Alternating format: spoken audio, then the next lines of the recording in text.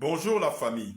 Depuis quelques décennies maintenant, on nous parle à répétition de notions de développement et de sous-développement. Mais qui définit ces concepts et sur la base de quoi? Évidemment, les pays africains sont classés en grande majorité parmi les pays sous-développés.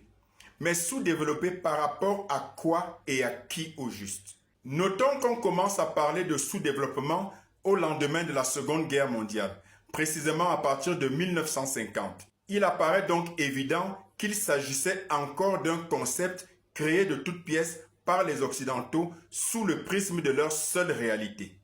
Mais comme pour plein d'autres concepts, les Occidentaux nous ont embarqués dans leur délire. Mais pour les pays africains, se battre pour comprendre et même suivre les recommandations des Occidentaux en relation avec ces notions est peine perdue. Tout simplement parce que ce sont les Occidentaux, dans leurs seuls intérêts, qui définissent ces notions, ces agrégats, ces concepts et qui les imposent au reste du monde, notamment aux Africains. Libre donc à eux, Occidentaux, de décider à leur guise et selon leur bon plaisir quand est-ce qu'il faut changer les règles. Donc, quand vous voyez des pays africains et leurs gouvernants prétendre qu'ils se battent pour leur développement, qu'ils s'organisent, qu'ils font des colloques, des séminaires et toute autre recommandation qui leur viennent de l'extérieur, c'est du folklore total. Parce que précisément, ces dirigeants africains qui n'ont aucune considération réelle pour leur peuple dans leur écrasante majorité ont pour seul et unique objectif d'être des fidèles protecteurs des intérêts occidentaux. La véritable notion de développement ne peut absolument pas se dissocier de la réalité contextuelle, économique, socio-culturelle, spirituelle et tout simplement civilisationnelle d'un pays. Or, la notion de développement qu'on impose à l'Afrique et aux Africains provient tout droit des officines occidentales qui ont pour seul objectif de se battre et de façon légitime pour leurs seuls intérêts. En clair, le développement qui est pensé à Washington, à Londres ou à Paris pour le compte des Africains ne vaut absolument rien. Rappelez-vous toujours que tout ce qui est décidé sans vous, soi-disant pour vous, est toujours contre vous. Prenons le cas de la Côte d'Ivoire, qu'on nous a présenté depuis les années 1980 comme étant un miracle économique en Afrique dite francophone. En réalité, il s'agissait d'un leurre. L'économie de la Côte d'Ivoire était et est encore basée, comme l'essentiel des pays africains, sur la vente des matières premières sans transformation et donc sans aucune valeur ajoutée. Mais une fois transformés par les acquéreurs de ces matières premières, notamment les multinationales occidentales, les produits transformés et donc manufacturés sont revendus à prix d'or aux pays africains.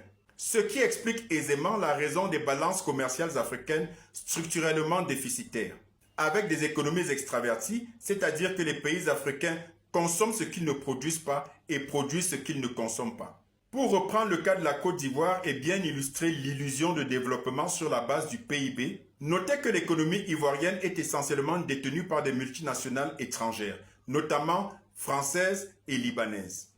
Les Ivoiriens d'origine détiennent à peine 5% de l'économie ivoirienne. On ne peut donc pas se baser sur le PIB de la Côte d'Ivoire pour soi-disant dire que la Côte d'Ivoire est l'un des pays les plus développés d'Afrique dite francophone. Et ça, ce n'est qu'un exemple qui vaut pour tous les pays d'Afrique qui se laissent imposer des notions qui sont définies par d'autres et ne bénéficient qu'à nos prédateurs. Pareil pour la notion de démocratie. Les Occidentaux nous ont vendu cette notion au lendemain de la chute du mur de Berlin qui signifiait, au moins officiellement, la fin de la guerre froide, qui elle-même allait être suivie, logiquement, par le démantèlement de l'ex-URSS, l'Union des républiques socialistes soviétiques.